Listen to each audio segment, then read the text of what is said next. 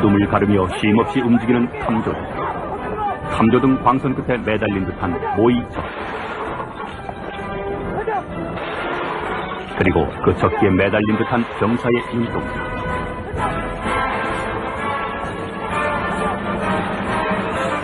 밤새 계속된 이 숨바꼭질을 뒤로하고 새벽이 왔다. 이들이 있는 곳은 서울 한복판이다. 잠들어 있던 사람들은 지난밤에 무슨 일이 있었는지 알 리가 없다. 깨어있던 사람들에게도 그저 밤하늘을 가르는 광선이 신비로울 뿐이었다. 하지만 5분이면 적기가 서울 하늘에 날아든다는 걸 알고 있는 이들의 지난밤은 하나의 실전일 수밖에 없었다. 부대의 지휘소가 아니라 국가의 지휘소가 있는 곳 서울. 바로 이 서울을 지키고 있는 부대가 수도방위사령부다.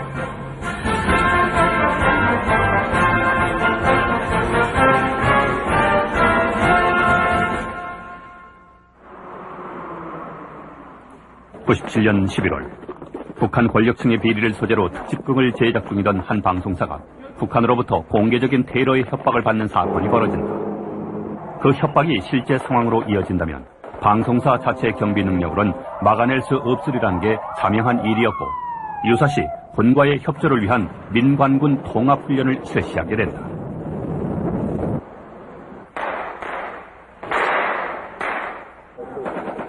헬기로 날아든 특공대원들, 장갑차에서 뛰어내린 검은 제복의 군인들, 여의도라는 서울 도심에 어울리지 않는 모습들이지만 이들은 이곳에서 그리 멀지 않은 곳으로부터 단숨에 달려온 사람들이다. 수도방위사령부, 그들의 작전지역은 바로 수도권 주민들의 삶과 생업의 현장인 것이다. 그렇기에 그들은 눈에 띄는 곳에서 또 눈에 띄지 않는 곳에서 항상 시민들과 함께하고 있다.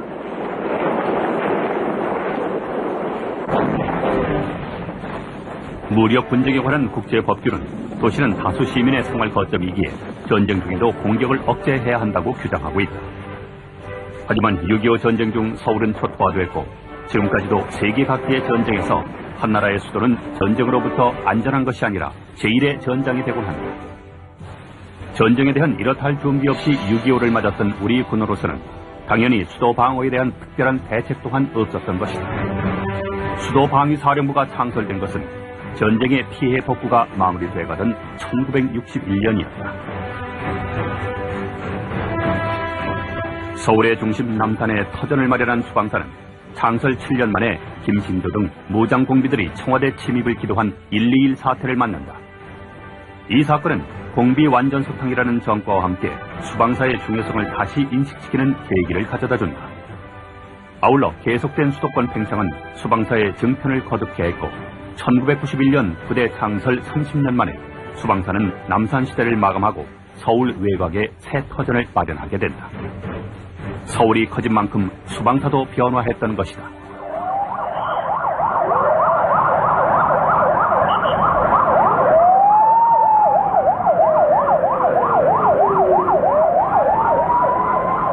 서울 시민들에게 있어 수방사면 떠오르는 사람들, 바로 수방사 헌병단일 게다.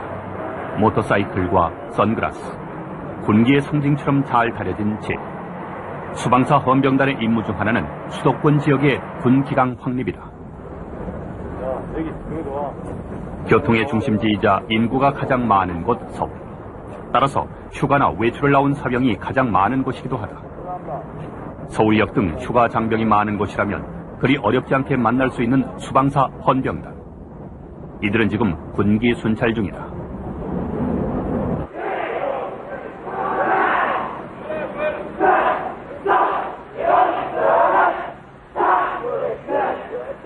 수방사라는 이름에서 느껴지는 묘한 화려함은 어쩌면 헌병단, 그 중에서도 모터사이클과 함께 시내를 누비는 기동대원들에게서 비롯된 것인지도 모른다. 하지만 한 명의 기동대원이 되기까지의 과정이 그리 순탄치만은 않다. 신장 178cm, 체중 75kg 이상의 건장한 체격 조건을 갖춘 자만으로 구성된 교육생들이지만 이들이 다뤄야 할 모터사이클 또한 덩치가 만만치 않긴 마찬가지다. 이 모터사이클의 중량은 무려 330kg이나 된다고 한다. 교육의 첫 과정은 우선 끌기. 무게를 직접 느껴보며 자신이 탈 모터사이클과 친숙해가는 과정이다. 가자! 가자!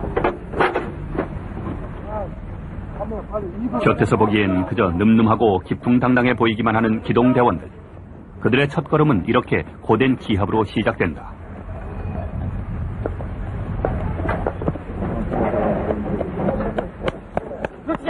모터사이클의 중량만큼 이들의 임무 또한 무게가 만만치 않기 때문이다.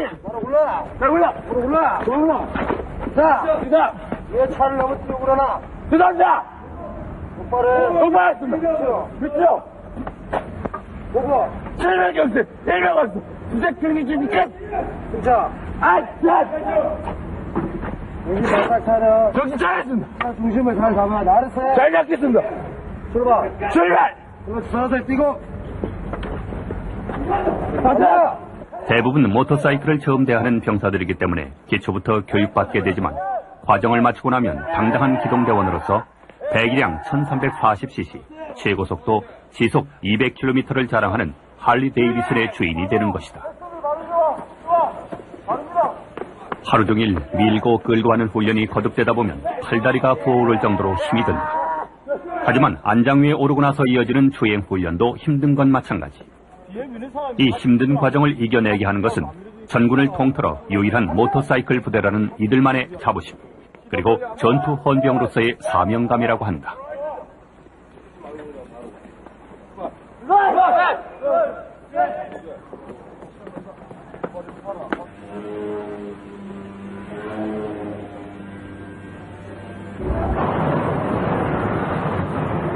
급출발, 급회전, 급정지, 운전 중 삼가해야 할 세 가지다. 하지만 수방사 헌병단 기동대원들의 훈련 과정엔 이 세 가지 항목이 포함되어 있다. 임무 수행 중 발생하는 어떤 상황에도 즉각적으로 대처해야 하기 때문이다. 요인 경호, 도주 차량 추적, 민간인을 포함한 응급 환자 이송, 수험생 긴급 수송 등 이들을 필요로 하는 곳엔 언제 어느 곳이든 달려가기 위한 훈련이 이어진다. 하지만 이들이 땀 흘려 훈련받고 있는 가장 중요한 이유는 유사시 적과 맞서기 위한 전투 헌병으로서의 기동성을 확보하는 데 있는 것이다.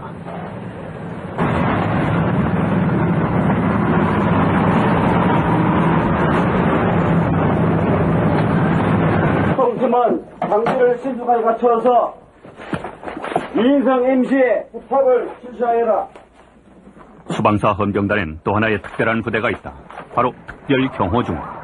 비상발령과 동시에 특경대와 기동대가 대테러 훈련을 위해 함께 출동을 준비하고 있다.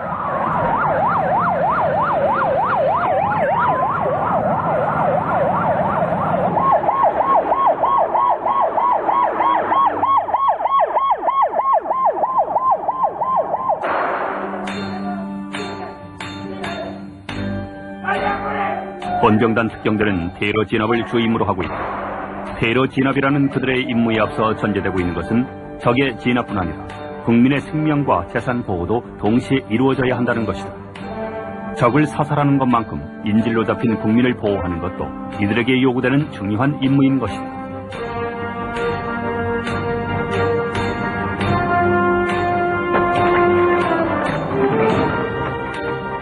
적에게 노출돼서는 안 된다.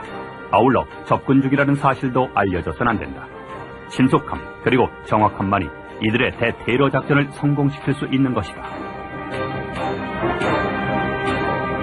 특수작전에 걸맞는 각종 특수장비들의 운영, 한치의 오차도 없는 레펠과 사격, 진압 후의 신속한 처리 관리, 이들이 보여주고 있는 훈련의 모습들은 이들이 달려가야 할 곳이 어떤 곳인가를 이들 스스로 잘 알고 있다는 확신을 주기에 충분하다.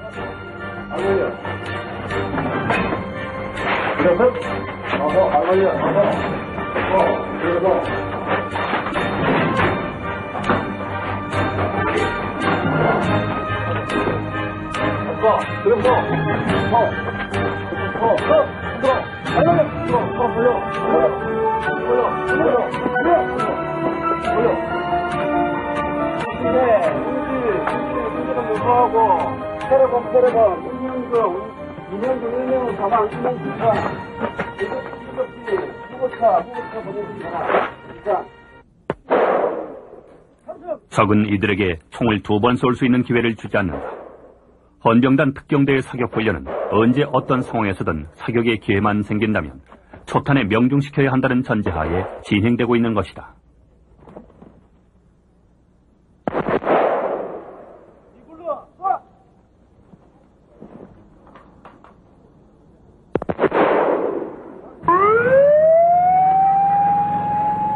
서울 시계와 한강을 가로지르는 교량마다 설치되어 있는 검문소. 이곳은 서울 시민들이 가장 쉽게 수방사 사람들을 만날 수 있는 곳이다. 이들 검문소의 역할은 평시엔 말 그대로 검문 검색이 되겠지만 유사시 서울 경계의 제1선 전초기지로 수방사의 눈과 귀의 역할을 수행하는 곳이다. 아울러 적 차단과 전시 질서 유지 역할까지 담당해야 한다. 따라서 이들은 수시로 비상훈련을 거듭하고 있는 것이다. 평상시엔 경찰과 함께 통과 차량 검문 검색 등 치안 유지 활동도 벌인다.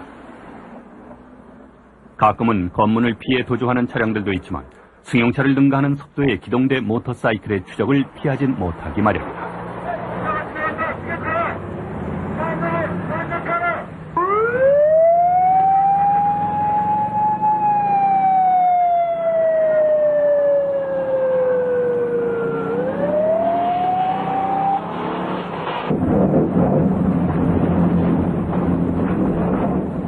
서울은 한강에 의해 남북으로 양분되어 있는 지형적 특성을 갖고 있다. 강이 서울을 가르고 있다 해서 서울의 경계와 문화가 갈려져 있지 않듯 수도 방위사령부의 작전 지역 또한 남북으로 갈릴 수는 없다. 하지만 6.25 전쟁을 통해서도 경험했듯 전쟁이 일어나면 한강 교량은 그 안전을 보장받을 수 없는 것이다. 교량 파괴 시에도 원활한 작전 수행을 위해 실시되고 있는 한강 도하 훈련. 서울을 지나는 한강 하류는 강폭이 넓고 서해안 조수의 영향을 받기 때문에 도하 작전에 있어 고려해야 할 사항이 많고 상황과 도하 목적에 따라 가장 적절한 방법을 선택, 신속한 작전을 이용하는 것이다. 수방사의 상징 방패마크가 선명한 장갑차. 전차대대의 장갑차가 바지선에 오른다. 시민들의 불편을 고려해 해가 뜨기 전 이동한 장갑차가 오랫동안 기다렸다는 듯 강을 건너기 시작한다. 수도 서울 주민들의 안전과 재산을 보호하기 위한 서울의 방패 수방사지만 이들은 작전 시 항상 주민의 불편을 최소화하기 위해 세심한 신경을 쓰고 있는 것이다.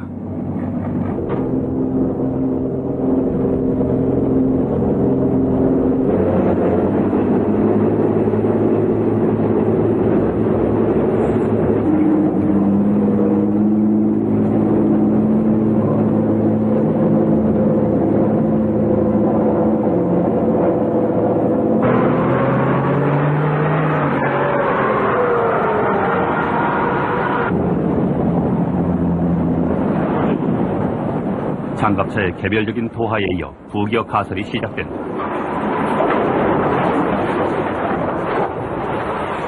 부격, 말 그대로 물에 뜨는 달이다. 물에 뜰 수 있도록 특수 제작된 철제 구조물들이 보트에 밀려 옮겨지고 이 구조물들이 하나씩 이어지면 한강의 남단과 북단을 잇는 다리가 만들어지는 것이다. 1시간 남짓이면 가설되는 부격. 하지만 4, 5년에 걸쳐 건설되는 교량 이상으로 안전해야만 한다. 부교 설치 작업은 하나의 특수한 건설 공사이기도 하다.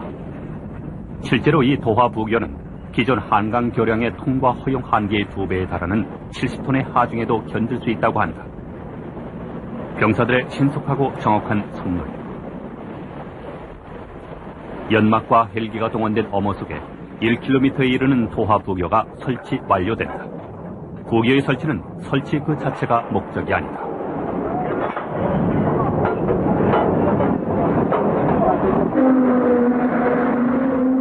이제 이 다리를 통해 신속하게 전차와 병력이 이동해야 한다.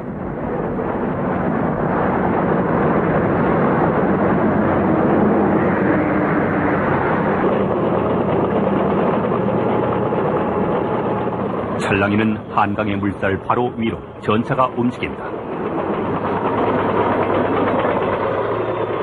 영화 같은 장면이다.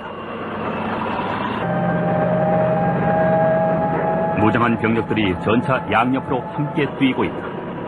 이 영화는 전쟁 영화다.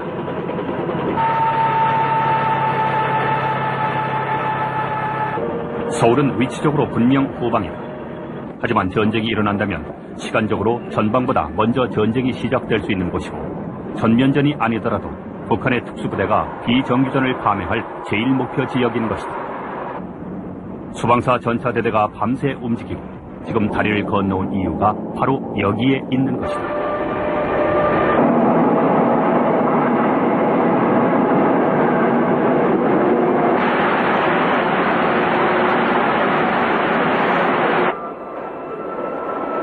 독가스 발생이라고요? 잘 알았습니다. 약 2, 3분 전 태릉 입구 하차 승객으로부터 유사 사례 발생 신고를 접수하고 확인 중에 있습니다. 이래 사태 시 조치 요령에 따라 승객 동료 관계를 방송을 실시하고 사고 격차 승객 1995년 봄 전 세계를 떠들썩하게 했던 동경 지하철의 독가스 테러 사건. 우리 또한 그러한 위협으로부터 안전할 순 없다. 만약 서울에 그러한 사태가 벌어진다면 사태 수습에 제일선에 나서야 하는 사람들이 있다. 바로 수방사 화학단 요원들인 것이다. 북한의 화생방 공격으로부터 국가시설과 국민의 생명을 보호하는 임무를 가진 이들은 화학무기의 특성에 대처하기 위해 항상 기동성 있는 대비 태세를 갖추고 있다.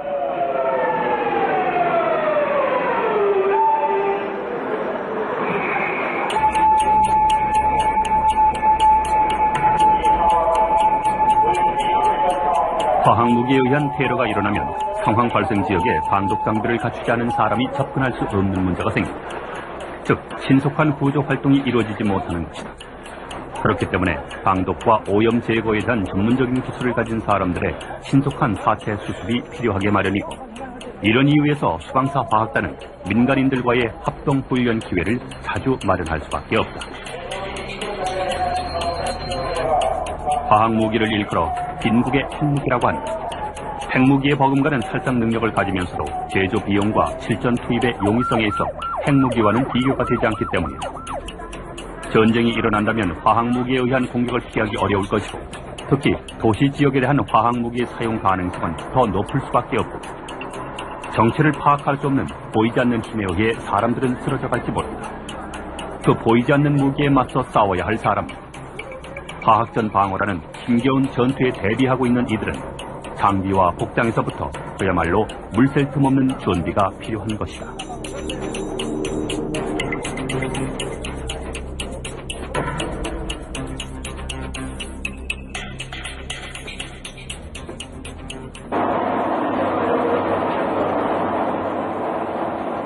과학기술의 발달, 전략과 전술의 변화는 전쟁의 양상을 바꿔놓게 마련이다.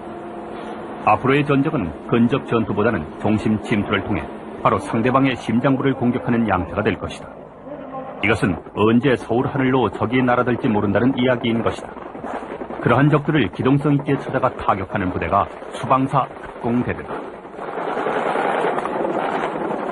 86 아시안게임과 88 올림픽 기간 중 김포공항 경비 임무를 담당한 35 경비여단을 모체로 탄생한 수방사 특공대대는 기동 타격 작전 수행을 위해 건물 작전, 고등 산악기술, 특공종합훈련 등을 실시함과 아울러 대테러 상황에 즉각 대처하기 위한 초동 대기 부대를 운영해 유사시 신속한 임무 수행이 가능한 전천후 특공부대다.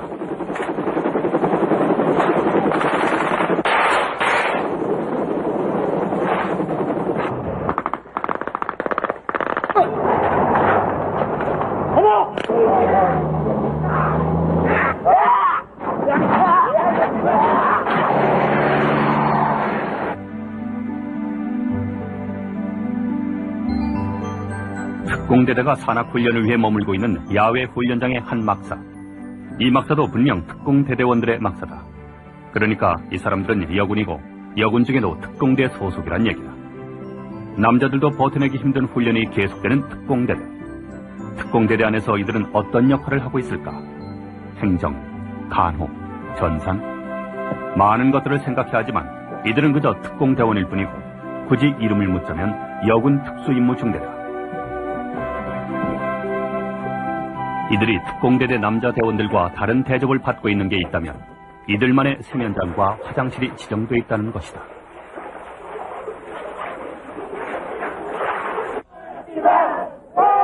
남자 대원들과 나란히 구보를 시작하며 오늘의 훈련이 시작됐다.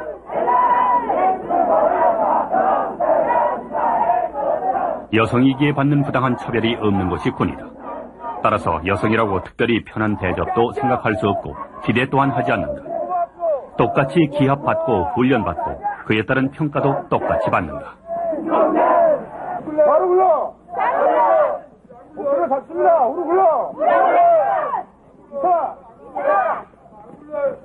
여군은 누구나 본인의 지원에 의해 군 생활을 시작한다. 그 지원자들 중에서도 다시 특공대를 지원한 사람들만이 모인 곳이 여기다.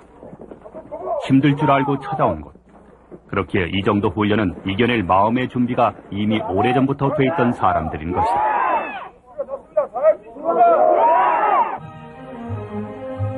어느 나라나 수도는 그 나라에서 가장 중요한 곳이 될 수밖에 없다. 하지만 서울은 다른 어떤 나라에서도 찾아보기 힘든 인구와 경제의 집중이라는 특성을 가지고 있다.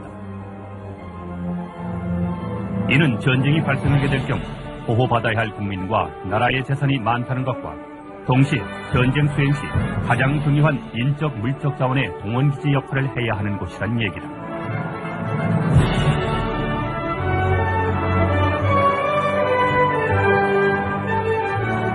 그렇기 때문에 수도방위사령부의 중요한 역할 중 하나가 예비군의 교육훈련과 전시동원 체계의 관리인 것이다. 육해공 각군 각 부대에서 다양한 임무를 수행하던 사람들이 모여 훈련을 받는 예비군.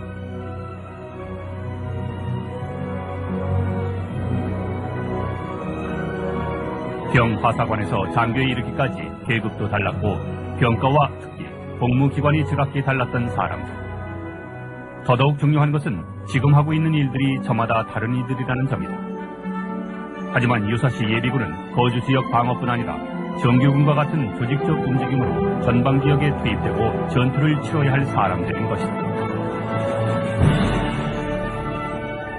그렇기에 수방사의 예하부대들 예비군 교육과 관리가 그들의 일상임과 동시에 전쟁에 대한 중요한 대비가 될 수밖에 없는 것이다.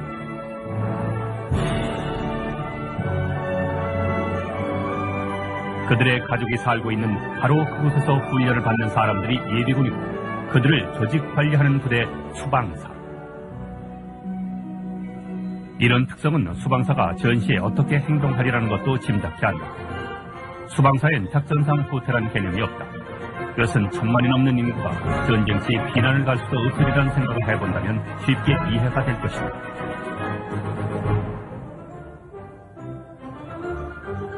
천만이 넘는 사람들.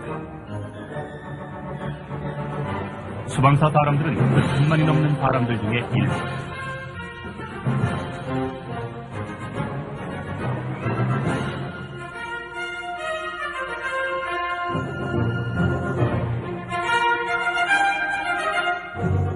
서로의 얼굴도 이름도, 아니 서로의 존재조차 알지 못하며 팽팽한 긴장마저 느껴질 정도로 얽혀있는 사람들. 그리고 도시를 구성하는 많은 요소들이 어느 것 하나 없어서는 안 될 정도로 모두의 유기적 결합체가 되어 있는 서울. 수도방위사령부는 그 서울이라는 유기체의 일부다. 그저 서울에 위치하고 있는 일개 부대가 아닌 것이다. 수도 서울의 주민을 보호하고 전시, 평시를 막론하고 도시가 제 기능을 유지해야 하고 그리고 국가 통수권을 지켜내야 할 특별한 역할이 부여된 서울이라는 조직의 일부, 수도방위사령부. 평온 속에서도 고도의 긴장을 늦출 수 없고 유사시 서울의 혼란 속에서 최고의 강인함과 작전의 유연함을 동시에 요구받는 부대. 서울이라는 최전방을 지키는 부대. 그래서 수도방위사령부는 강한 부대가 될 수밖에 없었다. 그리고 대한민국 수도 서울의 존재 가치가 변하지 않는 한 그들의 그 강한 모습도 변할 수 없는 것이다. 전쟁 중에도 공격을 억제해야 한다고 규정하고 있다. 하지만 6.25 전쟁 중 서울은 초토화됐고 지금까지도 세계 각지의 전쟁에서 한 나라의 수도는 전쟁으로부터 안전한 것이 아니라 제1의 전장이 되곤 한다. 전쟁에 대한 이렇다 할 준비 없이 6.25를 맞았던 우리 군으로서는 당연히 수도 방어에 대한 특별한 대책 또한 없었던 것이다. 수도방위사령부가 창설된 것은 전쟁의 피해 복구가 마무리돼가던 1961년이었다. 서울의 중심 남산에 터전을 마련한 수방사는 창설 7년 만에 김신조 등 무장 공비들이 청와대 침입을 기도한 121 사태를 맞는다. 이 사건은 공비 완전 소탕이라는 전과와 함께 그가 서울 하늘에 날아든다는 걸 알고 있는 이들의 지난밤은 하나의 실전일 수밖에 없었다. 부대의 지휘소가 아니라 국가의 지휘소가 있는 곳 서울. 바로 이 서울을 지키고 있는 부대가 수도방위사령부다.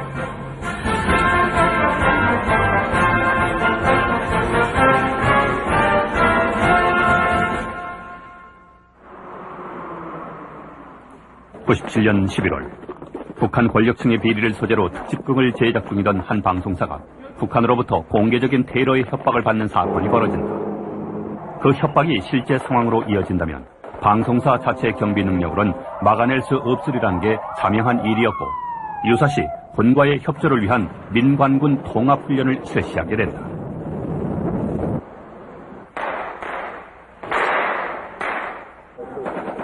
헬기로 날아든 특공대원들, 장갑차에서 뛰어내린 검은 제복의 군인들, 여의도라는 서울 도심에 어울리지 않는 모습들이지만 이들은 이곳에서 그리 멀지 않은 곳으로부터 단숨에 달려온 사람들이다. 수도방위사령부, 그들의 작전 지역은 바로 수도권 주민들의 삶과 생업의 현장인 것이다. 그렇기에 그들은 눈에 띄는 곳에서 또 눈에 띄지 않는 곳에서 항상 시민들과 함께하고 있다.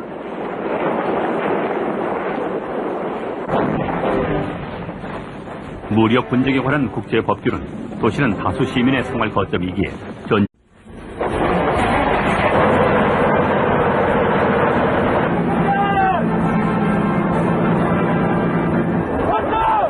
어둠을 가르며 쉼없이 움직이는 탐조등 광선 끝에 매달린 듯한 모이적,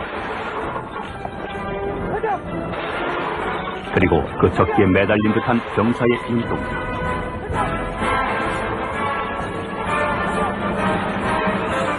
밤새 계속된 이 숨바꼭질을 뒤로하고 새벽이 왔다. 이들이 있는 곳은 서울 한복판이다.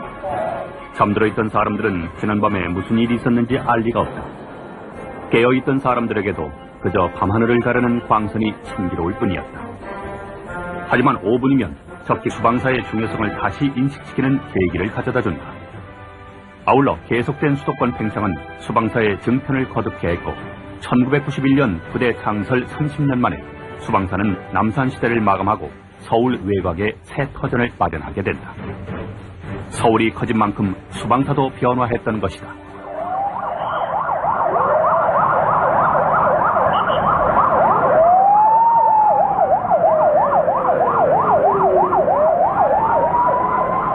서울 시민들에게 있어 수방사면 떠오르는 사람들, 바로 수방사 헌병단일 게다.